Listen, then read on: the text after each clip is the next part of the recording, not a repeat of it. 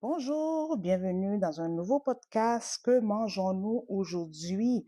Alors, on va continuer avec l'étude du livre de Samuel. On poursuit dans 1 Samuel au chapitre 5. Les Philistins prirent l'arche de Dieu et ils la transportèrent d'Ébenézer à Asdod. Après s'être emparés de l'arche de Dieu, les Philistins la firent entrer dans la maison de Dagon et la placèrent à côté de Dagon. Dagon, c'est une idole des Philistins. En fait, ça représentait un corps d'homme avec un bas de poisson. Le lendemain, les Astodiens, qui s'étaient levés de bon matin, trouvèrent Dagon étendu la face contre terre devant l'arche de l'Éternel. Ils prirent Dagon et le remirent à sa place.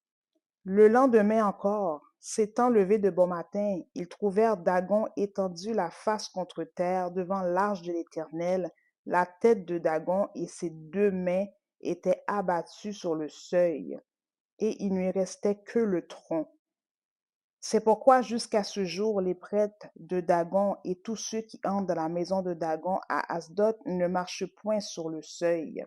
Le fait que le corps de Dagon avait foulé le seuil de la porte, ça empêchait les Philistins de mettre leurs pieds sur le seuil parce que c'était une croyance qu'ils entretenaient à l'époque.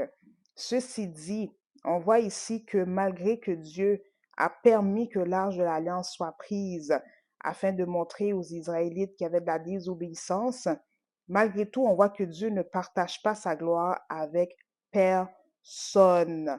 Donc, l'idole ne peut pas cohabiter avec Dieu. Un doit fléchir les genoux devant l'autre. Et effectivement, comme Dieu est au-dessus de tout, c'est Dagon qui s'est prosterné, qui s'est retrouvé étendu la face contre terre. Parce que l'arche de l'Alliance avait été mis au pied de Dagon comme si c'était un trophée. Mais l'Éternel ne se laisse pas diminuer devant une idole. L'Éternel ne partage pas sa gloire avec une idole. Alors c'est pour ça qu'on a retrouvé Dagon face contre terre. Et qu'est-ce que je peux dire ici? C'est que malgré que les Philistins ne servent pas Dagon, leur propre idole s'est retrouvée face contre terre. Ce qui veut dire que pas avoir d'autre attitude devant notre Dieu que de se prosterner devant lui. La Bible va dire dans le psaume 86 au verset 9, toutes les nations que tu as faites viendront se prosterner devant ta face, Seigneur, et rendre gloire à ton nom. Tôt ou tard, tous vont se prosterner devant Dieu, qu'ils croient ou qu'ils ne croient pas. Ça ne fait aucune différence parce que c'est ça qui va arriver à la fin des temps. Lorsque les nations seront jugées par Dieu, toutes ces nations vont se prosterner devant Dieu. Même celui qui dit que Dieu n'est pas Dieu, un jour viendra qu'il devra se prosterner devant le Très-Haut. Et la Bible va dire également dans Philippiens 2, on parle de Jésus ici, ayez en vous les mêmes sentiments qui étaient en Jésus-Christ, lequel, existant en forme de Dieu, n'a point regardé comme une proie à arracher d'être égal avec Dieu, mais s'est dépouillé lui-même en prenant une forme de serviteur, en devenant semblable aux hommes, et ayant paru comme un simple homme, il s'est humilié lui-même, se rendant obéissant jusqu'à la mort, même jusqu'à la mort de la croix. Verset 9 de Philippiens 2.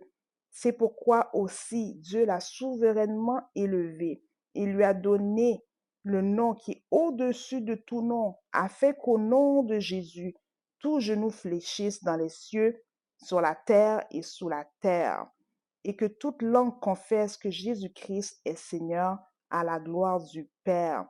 Donc un jour, peu importe l'allégeance, peu importe la croyance, peu importe si on croit en Jésus ou pas, notre genou fléchira devant Jésus-Christ parce que le Seigneur lui a donné le nom au-dessus de tout nom. Maintenant, poursuivons avec 1 Samuel 5 à partir du verset 6. Non seulement Dagon s'est retrouvé face contre terre, mais voilà ce qui arriva par la suite. La main de l'Éternel s'appesantit sur les Asdotiens, et il mit la désolation parmi eux. Il les frappa d'hémorroïdes à Asdod et tout son territoire. Voyant qu'il en était ainsi, les gens d'Asdod dirent, l'arche de Dieu d'Israël ne restera pas chez nous, car il a pesanti sa main sur nous et sur Dagon notre Dieu. À ce moment-là, ils ont réalisé que leur dieu Dagon n'était pas le vrai Dieu. Et ils firent chercher et assemblèrent auprès d'eux tous les princes des Philistins, et ils dirent, que ferons-nous de l'arche du Dieu d'Israël? Les princes répondirent, que l'on transporte à Gath l'arche du Dieu d'Israël. Et l'on y transporta l'arche du Dieu d'Israël. Mais après qu'elle eut été transportée, la main de l'Éternel fut sur la ville, et il y eut une très grande consternation. Il frappa les gens de la ville, depuis le plus petit jusqu'au plus grand, et ils eurent une éruption d'hémorroïdes. Verset 10. Alors ils envoyaient l'arche de Dieu à Écron. Lorsque l'arche de Dieu entra dans Écron, les Écroniens poussèrent des cris en disant, on a transporté chez nous l'arche du Dieu d'Israël pour nous faire mourir, nous et notre peuple. Et ils firent chercher et assemblèrent tous les princes des Philistins, et ils dirent, renvoyez l'arche du Dieu d'Israël, qu'elle retourne en son lieu, et que ne nous fasse pas mourir, nous et notre peuple. Car il y avait dans toute la ville une terreur mortelle. La main de Dieu s'y appesantissait fortement. Et les gens qui ne mouraient pas étaient frappés d'hémorroïdes, et les cris de la ville montaient jusqu'au ciel.